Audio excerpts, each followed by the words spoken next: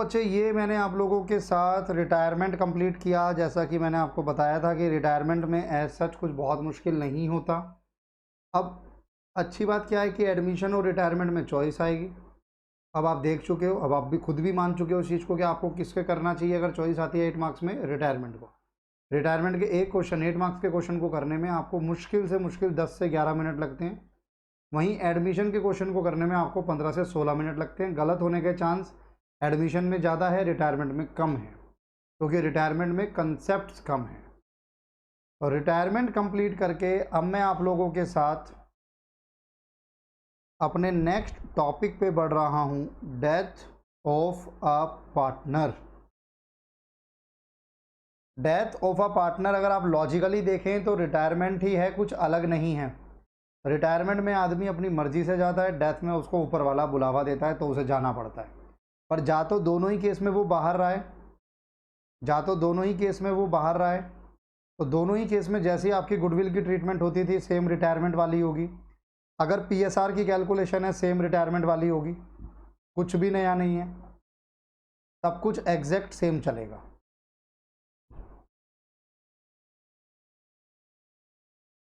Question सारे हो गए ना इसके, एक बार देख लिया आप लोगों ने। 21, 20, 19 अभी कराया, 18, 17, 16 डन। एडजस्टमेंट वाले ही होने जरूरी हैं। डेथ ऑफ अ पार्टनर, अब डेथ ऑफ अ पार्टनर में थोड़ा सा अलग क्या है, अगर आप मेरे से वेटेज की बात करें तो 4 से 6 मार्क्स की वेटेज है इस टॉपिक की या इस चैप्टर की, जैसे मर्जी कह लो। मेरी बुक में ये कोई अलग से चैप्टर नहीं है, रिटायरमेंट के साथ ही मैंने कवर किया है, वरना ऑथर्स की बुक में ये अलग चैप्टर भी है। इसकी वेटेज है 4 to 6 मार्क्स। सर क्या ये भी आएगा क्वेश्चन? बिल्कुल आएगा। जर्नल एंट्रीज आने के चांसेस थोड़े से ज़्यादा हैं इसके इस बार, अगली बार उससे अगली बार थोड़े से चांसेस इसके ज़्यादा होते हैं। इसमें जो अकाउंट आपको बनाना है, इसमें पूरा अकाउंट नहीं बनाना होता, सारे पार्टनर्स का अकाउंट नहीं बनाना होता, और 99% केसेस में तो बैलेंस शीट भी नहीं बनानी होती। सिर्फ जिस पार्टनर की डेथ हुई है, जिसकी डेथ हुई है, सिर्फ उसका कैपिटल अकाउंट आप लोगों को बनाना है कि हाँ भाई तेरा बैलेंस कितना बनता है और हम उसको वो बैलेंस देंगे। स्टूडेंट कहता है सर उसको कैसे बैलेंस देंगे, वो तो बेचारा चला गया। सर वो बैलेंस लेने आएगा भी नहीं ना, शुक्र मनाओ नहीं आएगा। अगर वो बैलेंस लेने आ गया तो हो सकता है आपका खुद का भी बैलेंस लेकर चला जाए वो। सर उसको नहीं देना, उसका जो लीगल हायर है, जो उसका उत्तराधिकारी है, यहाँ पे हम उसको एग्जीक्यूटर बोलेंगे, कहीं पर आ भी जाएगा, ये रहा एग्जीक्यूटर जो है, लीगल हायर उत्तराधिकारी, वो आएगा, उसको पे किया जाएगा। डन है जी, बिल्कुल डन है सर। अब जब पार्टनर की डेथ हुई तो उसको क्या क्या मिलेगा, जो जो उसका था, जैसे कि उसकी कैपिटल का बैलेंस उसको मिलेगा, इंटरेस्ट ऑन कैपिटल, जितने महीने उसने काम किया, ये आपके टाइम बेसिस पर है।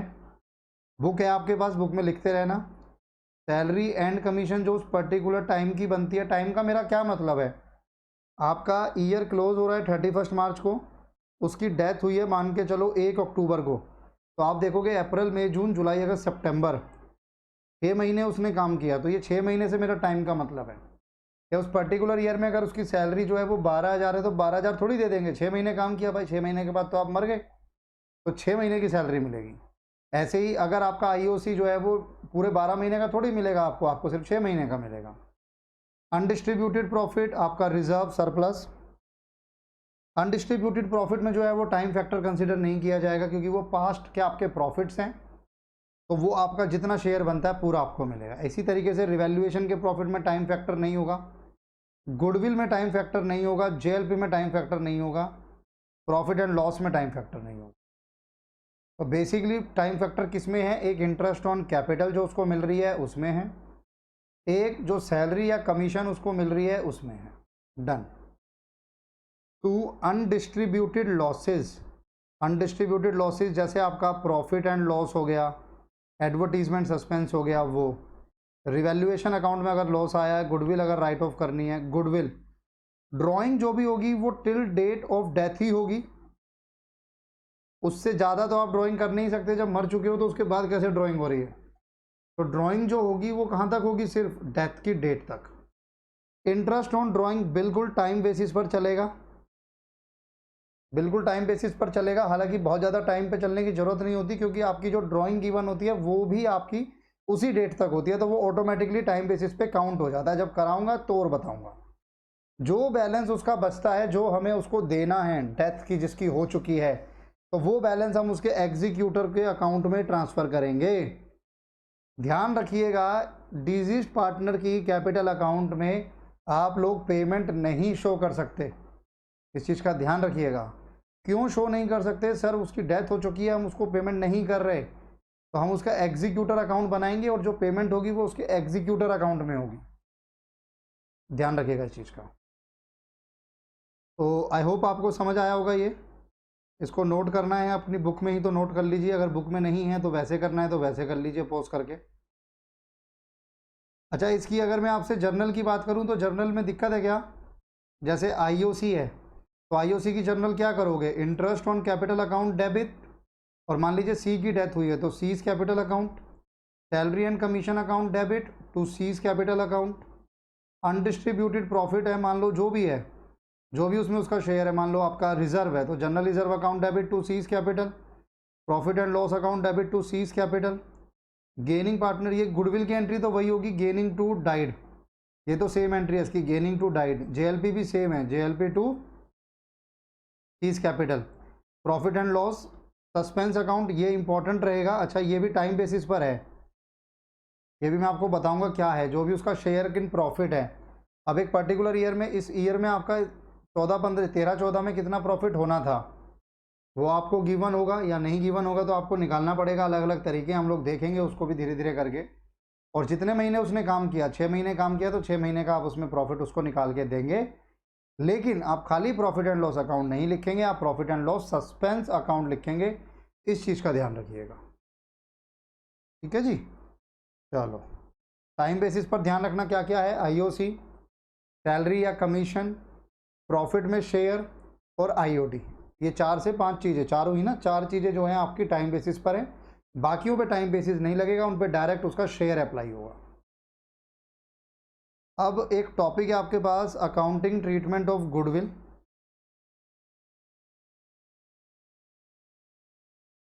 Accounting treatment of goodwill, topic same है जैसे आप उसमें करते थे रिटायरमेंट में, सेम इसी में है। Gaining partners capital account debit, बस अब रिटायरिंग की जगह आप क्या लिख दोगे? To died partners capital account, वही गेनिंग रेशियो में रहेगा, कुछ भी चेंज नहीं होगा। Gaining partners capital account debit to died partners capital account, gaining ratio में। अब क्वेश्चन है इसके पास, आपके पास देखो, पी एस और आर पार्टनर्स हैं, प्रॉफिट शेयरिंग रेशियो है 4:3:1। It is provided under partnership deed date on the death of a partner. अब ये पार्टनरशिप डीड में लिखा हुआ था कि अगर किसी पार्टनर की अनफॉर्चुनेटली डेथ हो जाती है, his share of goodwill is valued at, तो उसकी जो गुडविल होगी वो वैल्यू होगी एट 1/2। 1/2 का मतलब ये है, 1/2 का मतलब ये नहीं है, ध्यान रखना। अगर आपके पास लिखा है 1/1/2 तो उसका मतलब ये है, लेकिन 1/2 का मतलब ये नहीं है।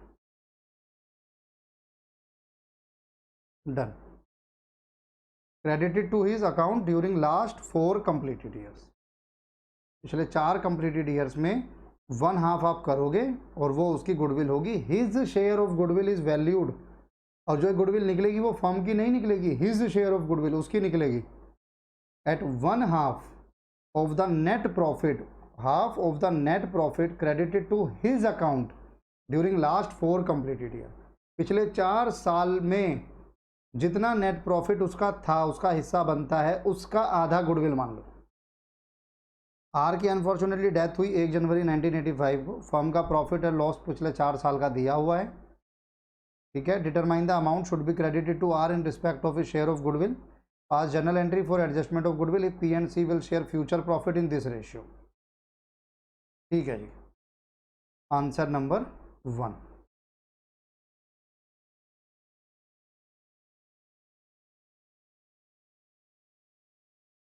आंसर नंबर 1 सबसे पहले। R's share of goodwill. R share of goodwill वो कैसे कह रहा है? Is share of profit of last 4 year, पिछले 4 साल का उसका जो एवरेज प्रॉफिट है वो multiply by half, multiply by half. अब पिछले 4 साल का उसका प्रॉफिट निकालो पहले तो 120 60 120 प्लस 60 -20 प्लस 80 -20 प्लस 80। इसमें उसका शेयर, क्या शेयर है उस भाई का? आर का 4 3 7 और 1 8, 1/8।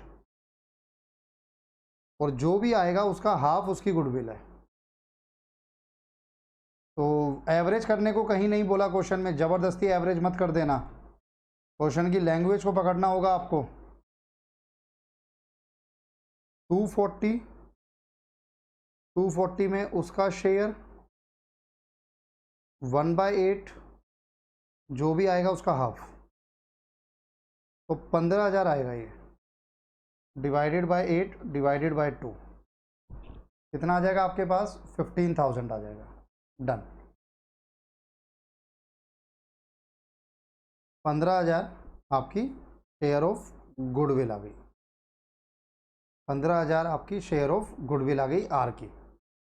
सेकंड, इसकी जर्नल करने से पहले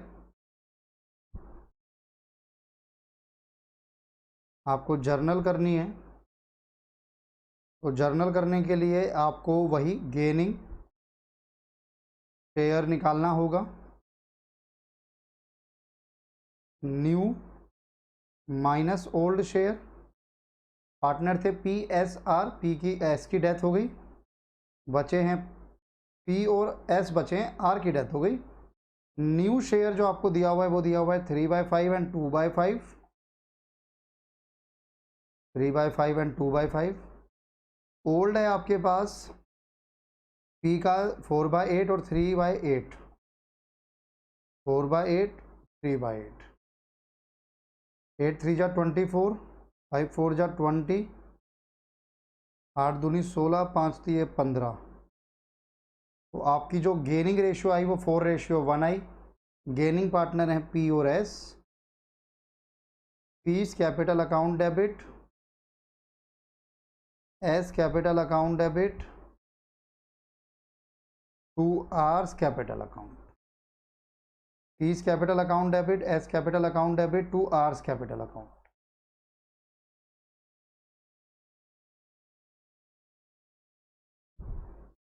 कितना कितना आ गया? और शेयर कितना था इसका गुडविल में? 15,000। 4:1, 12,000 और 3,000, ठीक है। Being goodwill adjusted, being goodwill adjusted. Done. Note कीजिएगा प्लीज़, कहाँ से नोट करना है? यहीं से कीजिए पूरा, डेथ ऑफ अ पार्टनर करिए। Answer number 1,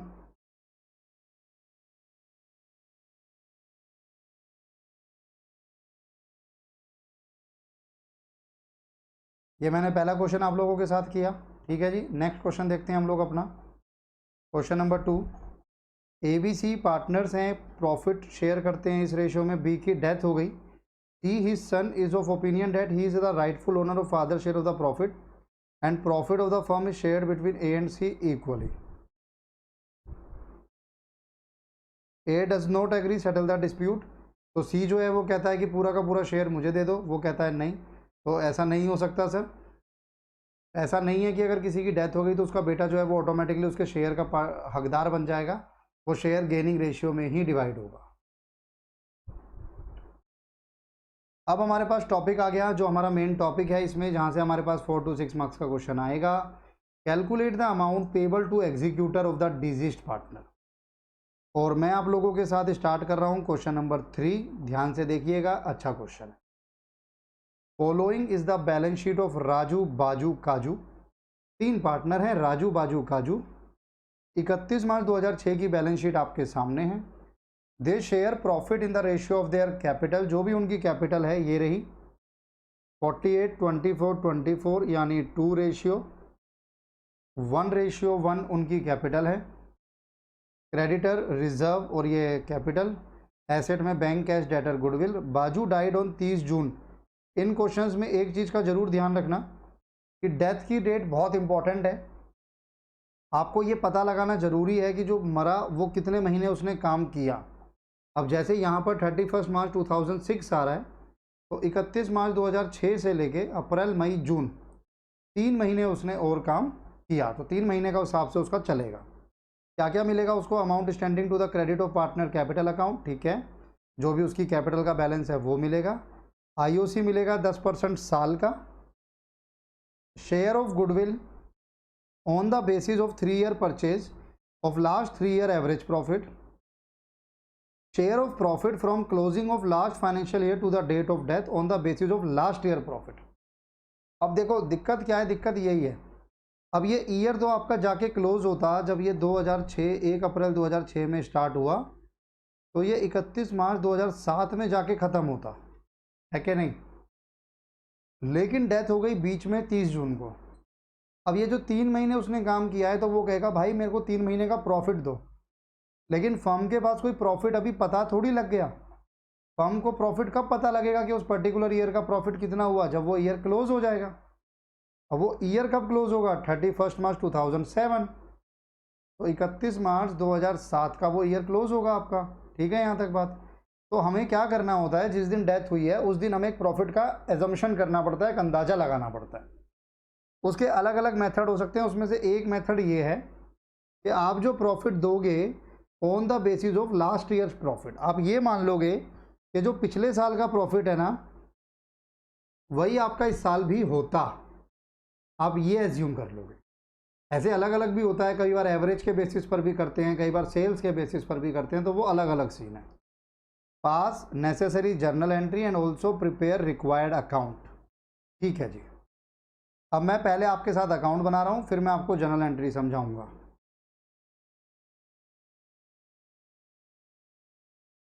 answer number 3।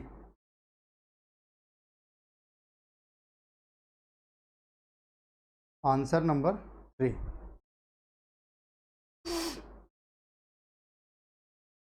किसकी डेथ हुई है? बाजू की। तो आप बनाएंगे बाजूस कैपिटल अकाउंट।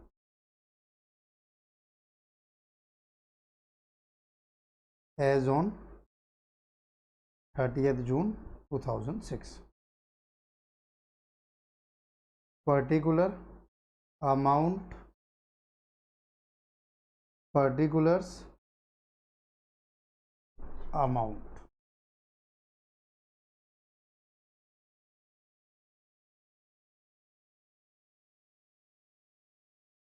ठीक है जी।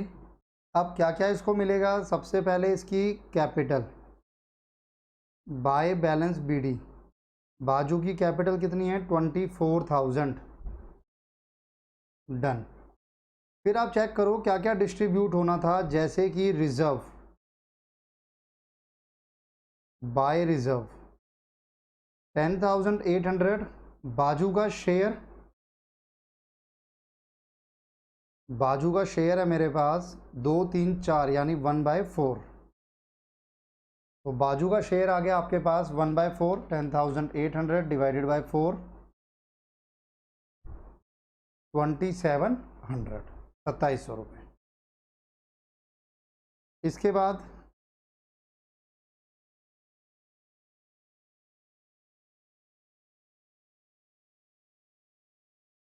₹2,700 आ गया। और क्या है? रिजर्व हो गया मेरे पास। इधर आ जाओ, ये गुडविल राइट ऑफ होगी 6,000। तो जो भी उसकी गुडविल में लॉस का हिस्सा बनता है वो आप उसकी कैपिटल में से काट लेंगे। 1/4 1500 डन सर, बिल्कुल डन। और क्या मिलेगा उसको, ये हो गया। आईओसी कह रहा है देने को बाय इंटरेस्ट ऑन कैपिटल। कितनी कैपिटल थी, 24,000। इंटरेस्ट क्या था, 10% साल का। उसने कितने महीने काम किया इस पर्टिकुलर ईयर में, 3 महीने। 24,000 का 10% डिवाइडेड बाय 4, 600 रुपये का उसको आईओसी मिल गया। ठीक है जी, डन सर। अब इसके बाद है आपके पास शेयर ऑफ गुडविल। तो गुडविल आपको कैलकुलेट करनी पड़ेगी। Working note, share of goodwill,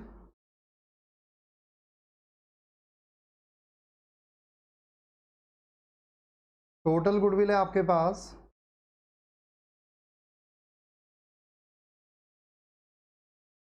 total goodwill कितनी है आपके पास, वो आपको निकालनी पड़ेगी। कैसे निकालनी है, 3 year purchase, number of purchase year हो गए 3, पिछले 3 साल का एवरेज प्रॉफिट। तो पिछले 3 साल का प्रॉफिट है 22, 26 और 12। 22, 26, 12 डिवाइडेड बाय 3, ये नंबर ऑफ ईयर हो गए। और नंबर ऑफ परचेज ईयर कितना है, 3। तो ये हो गया आपका टोटल गुडविल जो फर्म की आ गई, वो आ गई 60,000। बाजूस share of goodwill,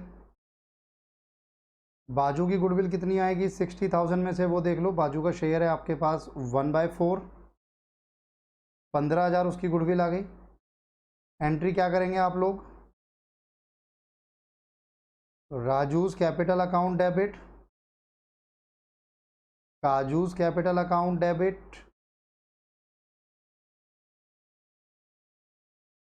to Baju's capital account, Raju's capital account debit, Kaju's capital account debit to Baju's capital account, 15,000। अब रेशियो क्या बची, क्योंकि कोई न्यू रेशियो तो गिवन नहीं थी, पुरानी रेशियो थी आपकी 2:1:1, उसमें से एक 1 हटा दो, तो रेशियो बची आपके पास 2:1। 10,000, 5,000। अब मैं डेथ के चैप्टर में राजू और काजू का अकाउंट नहीं बना रहा हूँ, मैं अकाउंट सिर्फ किसका बना रहा हूँ, बाजू का। तो मैं पोस्टिंग भी सिर्फ किस में करूँगा, बाजू में। बाजू क्या हो रहा है, क्रेडिट। नाम किसका आ जाएगा, राजू और काजू का, by Raju's capital account, by Kaju's capital account 5,000। ठीक है जी, बिल्कुल ठीक है सर। तो राजू और काजू का नाम आ गया। अब मेरे पास एक और वर्किंग नोट आएगा, शेयर इन प्रॉफिट। अब प्रॉफिट का जो शेयर है वो आपको लास्ट ईयर के हिसाब से करना है। लास्ट ईयर जो आपका प्रॉफिट था वो था 12,000। 12,000 में उसका शेयर क्या था, 1/4। लेकिन ये जब 12,000 का 1/4 करोगे तो 3,000 उसका शेयर साल का आया। उसने कितने महीने काम किया है, सिर्फ 3 महीने। तो 12,000 इंटू 3 डिवाइडेड बाय 48, तो उसका जो प्रॉफिट में शेयर आया वो 750 आया। वो 750 आप यहाँ लिखोगे और नाम क्या लिखोगे, profit and loss suspense account. Profit and loss suspense account, क्या कहते हो, दोबारा बताऊं, लास्ट वाली लाइन देख लो। गुडविल तो आपको क्लियर है, share of profit from closing of last financial year to the date of death, यानी 3 महीने का प्रॉफिट। किस बेसिस पे, on the basis of last year profit. Last year का प्रॉफिट क्या है, 12,000। तो 12,000 पूरे साल का है। उस 12,000 में से जो पूरे साल का है उसमें पहले उसका शेयर निकाला आपने 1/4। तो जब आप 3,000 1/4 करोगे 3,000 आएगा, तो ये पूरे साल का आएगा 3,000 रुपये जो बाजू का बनता है फॉर अ ईयर। लेकिन हमें उसके पूरे साल का प्रॉफिट नहीं देना, कितने महीने काम किया उसने, सिर्फ 3 महीने, तो 3/12 करा हमने। ठीक है जी, और कुछ नहीं है क्वेश्चन में, ड्राइंग होता तो डेबिट हो जाता, और कुछ नहीं है क्वेश्चन में आपके पास। अब आप क्रेडिट साइड का टोटल करेंगे, 24,000, 2,700, 600, 10,000, 5,000, 750, 430, 50 43050 to Baju's executors account balancing figure, minus कर दो इसमें से 1500। 41550 वो है जो हमें बाजू के एग्जीक्यूटर को देना है। अब इस क्वेश्चन में आपसे जर्नल भी मांगी थी, date, particulars, ledger folio, debit और क्रेडिट।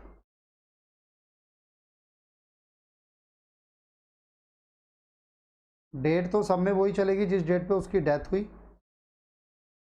30 जून, जिस डेट पे डेथ हुई 30 जून। अब एंट्री देखो क्या करोगे, बैलेंस बीडी की एंट्री नहीं होगी क्योंकि वो तो पहले से ही कैपिटल में है, तो उसकी एंट्री नहीं होगी। आप बाकियों की एंट्री करोगे, रिजर्व अकाउंट डेबिट, पूरी एंट्री आप चाहें तो एक साथ कर सकते हैं, कोई दिक्कत वाली बात नहीं है। रिजर्व अकाउंट डेबिट, और क्या मिला उसको, interest on capital account debit, reserve 2700, interest on capital 600, reserve 2700, interest on capital 600। Raju's capital, ये तो गुडविल की एंट्री है, वो अलग है, उसको रहने दो, गुडविल की एंट्री को अलग रहने दो। Profit and loss suspense account debit,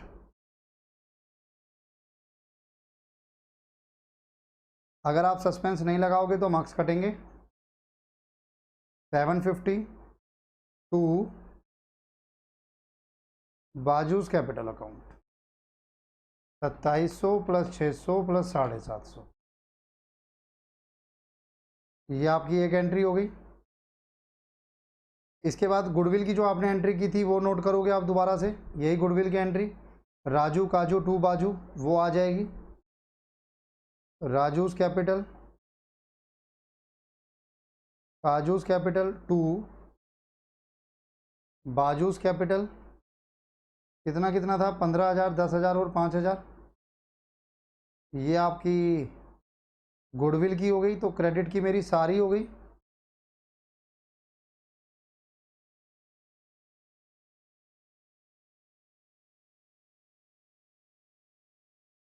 ठीक है जी, राजू काजू बाजू आ गया, 10,000, 5,000 और 15,000, ये गुडविल की आ गई। अब सारी एंट्री हो गई मेरी क्रेडिट साइड वाली, पीएनएल सस्पेंस हो गया, गुडविल हो गया, ये हो गया, ये हो गया। अब इधर आ जाओ, पहले गुडविल वाली एंट्री कर दो जो आपको राइट ऑफ करनी है, बाजूस कैपिटल टू गुडविल। क्या एंट्री हो जाएगी उसकी, Baju's capital, Baju's capital account debit to goodwill account, 1500 being existing goodwill written of.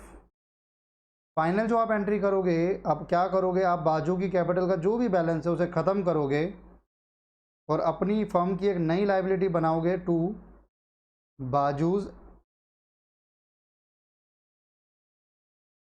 Executors account, जो भी उसका बैलेंस आ रहा था 41550, 41550, इस तरीके से आप इसको कंप्लीट करोगे।